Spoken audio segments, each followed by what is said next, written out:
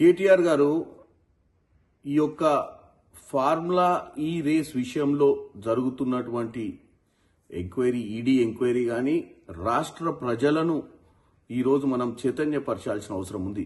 మీరైనా మేమైనా అటు మీరైనా బీఆర్ఎస్ పార్టీ నీళ్లు నిధులు నియామకాల నినాదంతో తెచ్చుకున్న తెలంగాణ మన ప్రజలు మనం నమ్మి మిమ్మల్ని 10 ఏళ్లు ఇప్పుడు మమ్మల్ని కూడా అధికారంలోకి తీసుకొచ్చిర్రు. మనం అందరం కూడా బాధ్యతగా వ్యవహరించాల్సిన అవసరం ఉంది. అయితే ఈరోజు ఈ రేస్ విషయంలో ప్రజలకు కూడా కన్ఫ్యూజన్ ఉంది, అసలు ఏం జరిగిందని. నేను 2 నిమిషాలల్లో వాస్తవాలు తెలియజేద్దాం అనుకుంటున్నాను. రామారావు గారు, మీరు ఒక యువరాజుగా, మీ నాయన ఒక రాజుగా ఈ రాష్ట్రానికి ఎప్పటికీ మీరే పరిపాలిస్తారు అన్న ఒక ఆలోచనతోటి మీరు ఒక యువరాజుగానే వ్యవహరించారు. ఎందుకంటే ఈరోజు ప్రభుత్వం పోయిన తర్వాత వాస్తవాలన్నీ బయటకు వస్తుంటే మీరు డ్రామాలు చేయడానికి ప్రయత్నం చేస్తారు. మీరు హైదరాబాద్ నగరాన్ని గ్లోబల్ గా ప్రఖ్యాతి చెందాలన్న ఒక ఉద్దేశంతో కేబినెట్ మీటింగ్ పెట్టకుంటేనే హైదరాబాద్ నగరం కోసం ప్రపంచంలో తెలంగాణ ఔన్నత్యాన్ని చాటి చెప్పడానికి మీరు ఏదో డబ్బులు ఖర్చు పెట్టినట్టు, ఏదో హెచ్ఎండిఏ ద్వారా 55 కోట్ల రూపాయలు ఏదైతే దుర్వినియోగం చేసిరో ఇది రాష్ట్రం కోసం చేసినట్టు, రాష్ట్రంలో కాంగ్రెస్ పార్టీ ప్రజల్ని తప్పుతో పట్టిస్తున్నట్టు మీరు డ్రామా చేస్తున్నారు.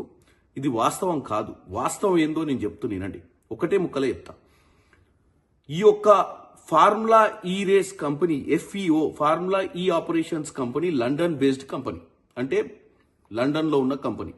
ఈ కంపెనీతో 2022లో గ్రీన్కో అనే ఒక కంపెనీ కేటీఆర్ కి అత్యంత సన్నిహితులు, కేటీఆర్ కోసం ఎలక్ట్రాల్ బాండ్స్ ద్వారా బీఆర్ఎస్ పార్టీకి నిధులు సమకూర్చినటువంటి ఈ మిత్రులు, వీళ్ళు చీకటి మిత్రులు. ఈ మిత్రులకు సంబంధించిన ఫార్ములా నెక్స్ట్ జనరేషన్ అనే ఒక కంపెనీని వీళ్ళు ఫ్లోట్ చేసి, ఈ కంపెనీకి సంబంధించినటువంటి, అంటే ఈ గ్రీన్ కోకు సంబంధించినటువంటి ఈ కంపెనీ ఏదైతే ఒప్పందం కుదిరించుకుంది FEO తోటి, ఏమని, హైదరాబాద్ నగరానికి వీళ్ళు ఈ రేస్ ని తీసుకురావాలి అన్న ఒప్పందం 90 కోట్ల ఒప్పందం. 90 కోట్లలో 30 కోట్లు మాత్రమే కట్టిరు వీళ్ళు. కట్టి మిగతా 60 కోట్లు కట్టకుండా తప్పించుకునే ప్రయత్నం చేసిరు. ఎందుకంటే మాకు నష్టాలు వస్తున్నాయి, మేము కట్టమని చెప్పి. ఈ FEO కంపెనీ లండన్ నుంచి పదే గ్రీన్ కో కంపెనీకి మిగతా 60 కోట్లు కట్టాలి, లేదా లీగల్ గా వాళ్ళు యాక్షన్ తీసుకునే ప్రయత్నము, టర్మినేట్ చేసే ప్రయత్నం కూడా చేస్తామని చెప్పడం జరిగింది.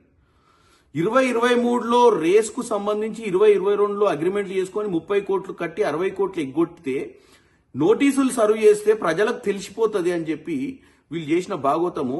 వాళ్ళని కాపాడనికే, ఎవరిని, గ్రీన్ కో ప్రమోట్ చేసే కంపెనీని కాపాడనికే, నెక్స్ట్ జనరేషన్ కంపెనీ ఏదైతుందో దీన్ని కాపాడనికే కేవలం కేటీ రామారావు గారు హెచ్ఎండిఏ మీటింగులు పెట్టకుండా, హెచ్ఎండిఏకు FEOకు ఏ అగ్రిమెంట్ అక్టోబర్ 30కి అగ్రిమెంట్ అయింది, 30కి అగ్రిమెంట్ అయితే అక్టోబర్ మొదటి వారం నుంచే మనీ ట్రాన్స్ఫర్ చేయడం మొదలుపెట్టారు. మనీ ట్రాన్స్ఫర్ చేసి ఇప్పుడు ఏం చెప్తుర్రు, తెలంగాణలో ఉన్న హైదరాబాద్ నగరానికి ప్రఖ్యాతి కోసం ఈ పని చేసినట్టు. ప్రఖ్యాతి కోసం చేయలే, 60 కోట్ల రూపాయలు గ్రీన్ కో సంస్థ కట్టాల్సిన డబ్బుల్ని కాపాడే ప్రయత్నం కేటీఆర్ గారు మన ప్రజల డబ్బుతో ఎటువంటి కేబినెట్ మీటింగ్ పెట్టకుండా, ఎటువంటి అప్రూవల్స్ లేకుండా కూడా 55 కోట్లు గ్రీన్ కోని కాపాడనీకి పంపించినట్టుగా క్లియర్ గా అర్థమవుతుంది మనకు. కాబట్టి కేటీ రామారావు గారు, మీ డ్రామాకు ఆస్కార్ అవార్డు వస్తుంది కానీ తెలంగాణ ప్రజల చెవిలో పువ్వు పెట్టడానికి ప్రయత్నం చేయకండి.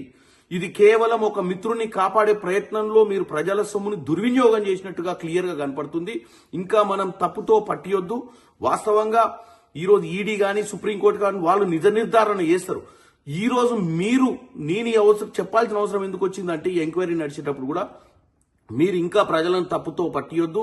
ఇంకెన్నెన్ని ఘనకార్యాలు మీరు 10 ఏళ్లలో చేసిరో అన్ని కూడా బయటకు వస్తాయని తెలియజేస్తున్నాను.